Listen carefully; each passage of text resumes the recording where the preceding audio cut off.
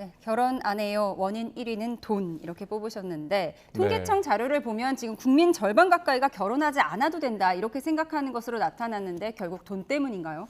네, 그렇습니다. 통계청이 어제 발표한 자료인데요. 2024년 사회조사 결과를 한번 보면요. 그래픽을 보면서 한번 말씀을 드려보겠습니다.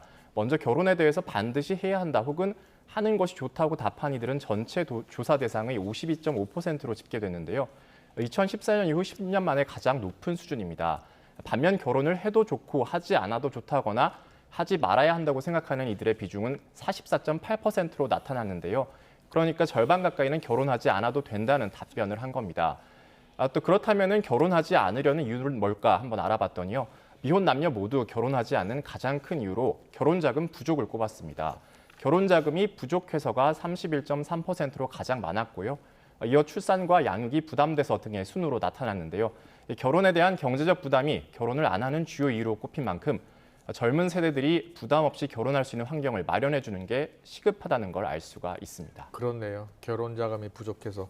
그런데 최근 네. 집값도 전세값도 크게 오른 것 역시 네. 저출산의 주요 원인 아닐까요? 네, 맞습니다. 국토연구원이 어제 내놓은 보고서를 보면요. 수도권과 비수도권의 어떤 저출산 이유에 대한 분석이 사뭇 달랐는데요. 예. 보면서 설명을 해드리겠습니다. 이 수도권 지역에서는 아파트 전세값이 평균 10% 오르면 합계 출산율은 0.01명 감소하는 것으로 나타났습니다. 예. 그러니까 전세값 상승과 같은 주거 불안정 요인이 출산율에 영향을 미친다는 건데요. 다만 비수도권의 경우에는요, 주거 불안정 효과보다 지역의 장기적 일자리 전망이나 고용 안전성 문제가 영향을 미친 것으로 조사됐습니다. 또 저출산 현상에 대한 수도권, 또 지방의 상호 관계도 나타났는데요. 지방에서의 인구 유입이 수도권 과밀로 이어지고 또 부동산 가격 상승을 불러 수도권 인구 주거 불안정 문제를 일으킨다는 분석입니다. 이와 관련해서 국토연구원은 수도권은 주거 안정에 힘써야 하고 지방은 균형 발전 대책이 필요하다고 설명했습니다. 네.